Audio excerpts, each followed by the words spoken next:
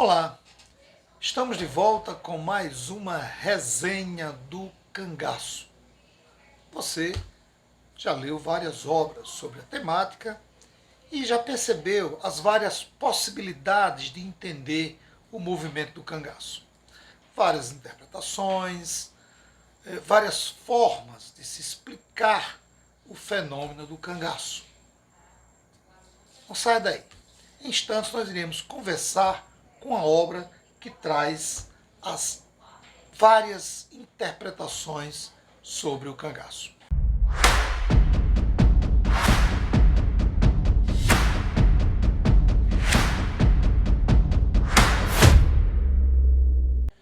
No programa de hoje nós iremos conversar sobre esta obra, Os Cangaceiros, ensaio de interpretação histórica. O autor, Luiz Bernardo Pericaz, editora Boitempo, primeira edição, 2010, São Paulo, 319 páginas. Mas antes de começarmos a conversar sobre a obra, eu quero lhe fazer um convite muito especial. Nos dias 13, 14 e 15 de junho, nós estaremos realizando aqui em Mossoró, Rio Grande do Norte, o 18º Fórum do Cangaço.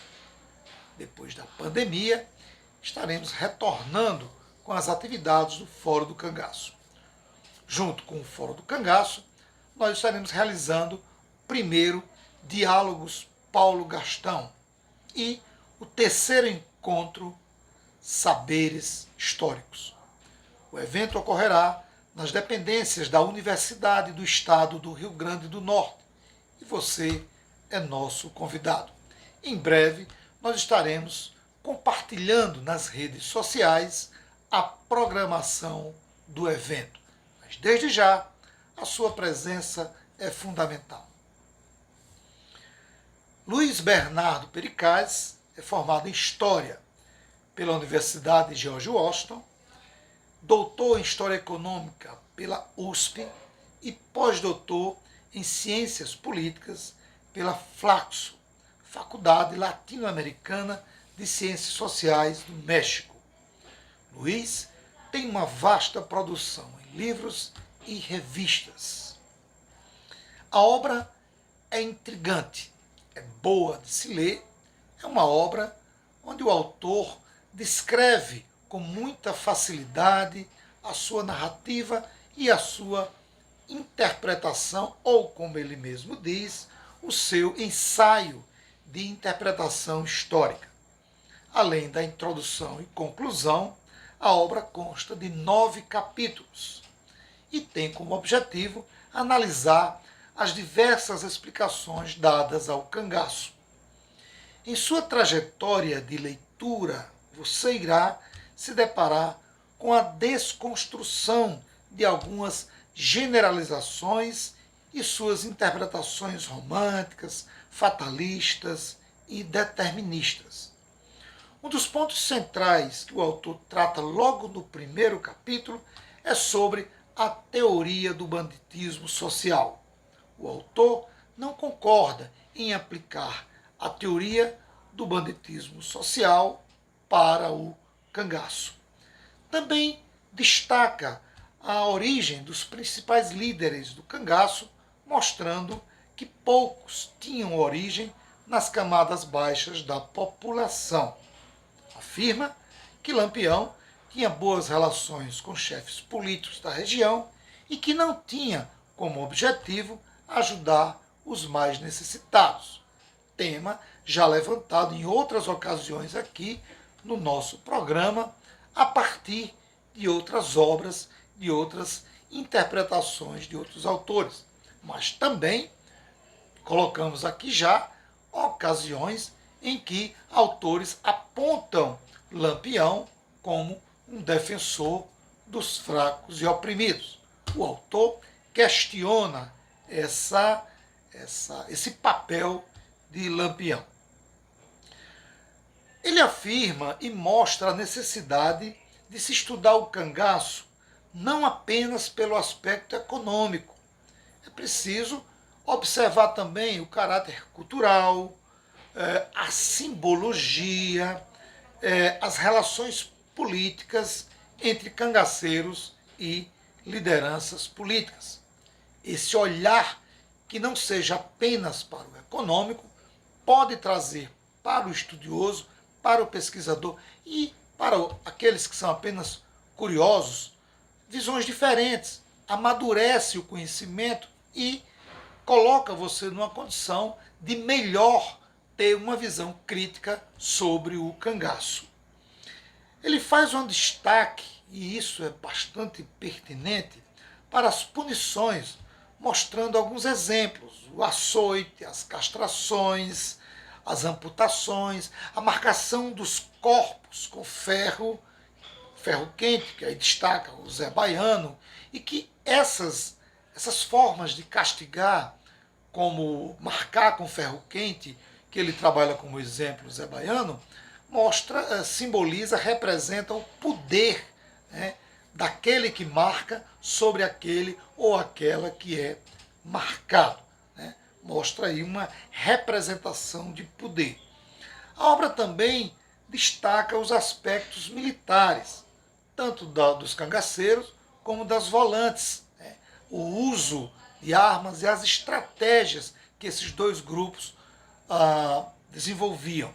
Ele diz que o caráter militar das volantes e dos cangaceiros se assemelhavam e diz que as perseguições feitas pelas volantes aos bandos era algo interessante, porque impedia, inclusive, que esses bandos de cangaceiros tivessem um descanso no local seguro. Estavam sempre fugindo da volante, estavam sempre em movimentação nos sertões do Nordeste. A obra também tem uma parte que é interessante, é o que ele chama de cadernos de viagem, né? Onde ele mostra, são várias imagens que ele trata, são 16 páginas com imagens as mais diversas sobre o cangaço. É uma pena que não conste aí aquela imagem, aquela fotografia tradicional clássica das cabeças lá em Piranhas, na ocasião da chacina de Angico. O autor inclui em seus estudos também um capítulo dedicado às secas e às crises econômicas. E ele desfaz a associação entre secas e o surgimento do cangaço. Para o autor, o surgimento do cangaço não pode ser simplificado a uma explicação das secas, porque ele aponta que outros sertanejos, e não poucos sertanejos, optaram por outras vidas, por outras formas de viver que não fosse o cangaço. E que ele diz que em determinados momentos, nos anos 30, por aí, os bandos de Lampião e Corisco atacavam comunidades, povoados, e que não era necessariamente a seca que provocava o surgimento e a permanência desses bandos. Então, ele desconstrói essa associação entre secas e crises econômicas ao surgimento dos bandos. Você pode encontrar outros fatores que proporcionaram, que provocaram o surgimento desses bandos. O autor também trata do suposto encontro de Lampião com Luiz Carlos Prestes, que gerou muita polêmica, aquela questão da patente de capitão, que nós já abordamos aqui em outros problemas, que envolveu até o padre Cícero como suposto responsável pela patente de capitão a Lampião, e que outros pesquisadores já mostraram, já deram versões contrárias a essa tese de que o padre Cícero foi o responsável pela patente de capitão a Lampião. O autor estende os seus estudos também ao movimento operário e aos comunistas. Como é que os comunistas contemporâneos ao cangaço, final dos anos 20, anos 30, como é que eles tinham a leitura sobre o cangaço? Quando nós nos deparamos sobre a obra, a gente viu algumas discussões, alguns documentos, alguns depoimentos de líderes comunistas tentando associar o movimento do cangaço a uma possível luta nos sertões e a possibilidade de usar o cangaço como uma luta social, haja vista a participação de muitos jovens sertanejos. Era uma leitura que, para o autor, é uma leitura equivocada e que eu também concordo nessa relação, nessa tentativa dessas lideranças comunistas de associar o cangaço aos ideais comunistas. Um outro ponto que o autor também trabalha, e isso é muito bacana, é o arcaico e o moderno. Quando você olha para o cangaço e tenta encontrar esse paradoxo, o arcaico e o moderno. Onde é que está o arcaico, onde é que está o moderno, e se eles convivem juntos dentro do cangaço?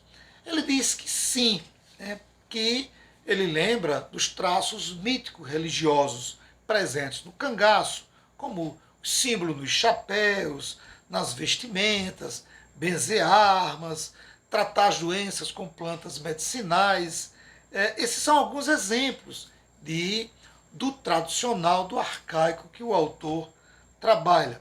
Mas ele também diz, olha, ao mesmo tempo que você encontra esses traços arcaicos, esses traços tradicionais, você encontra alguns aspectos modernos. E ele levanta um ponto interessante. Ele diz, observe alguns apelidos de cangaceiros. Aí ele cita o próprio moderno, Zeppelin, elétrico, avião, piloto. É interessante como, dentro de um mundo considerado por uns arcaico, tradicional, você se depara com coisas simples como esses apelidos que remetem a uma ideia de modernidade. Isso sem falar, por exemplo, da filmagem do Benjamin Abraham.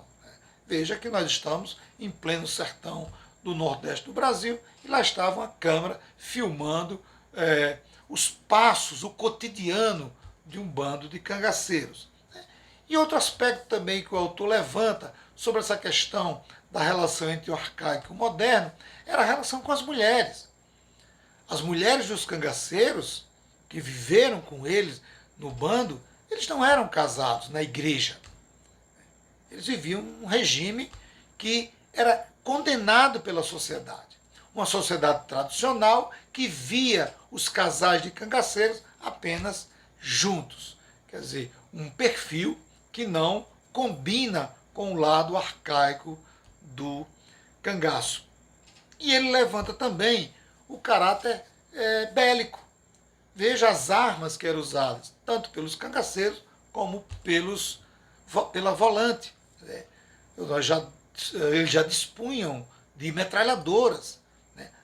Os cangaceiros compravam armas, segundo as obras que estudaram esse aspecto, armas que eram importadas e que muitas vezes os próprios cangaceiros não sabiam sequer montar as armas, eles tinham que chamar pessoas especializadas nisso. Então, o moderno e o arcaico, para o autor, eles estão juntos desse fenômeno que é o cangaço.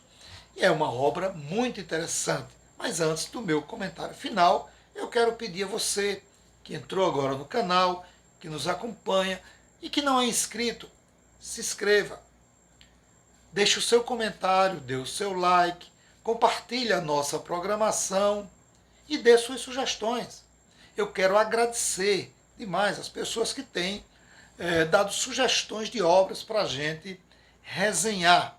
Eu tenho alternado obras que eu escolho aqui do meu acervo e obras que são sugeridas por vocês e que muitas delas eu disponho aqui no meu acervo. Isso é bacana, essa interação. Você pode opinar, você pode dar sua sugestão, fique à vontade. O importante é que você participe, que você contribua, que você fortaleça o nosso trabalho. Em suas conclusões, o autor volta a questionar o cangaço a partir da ideia de banditismo social.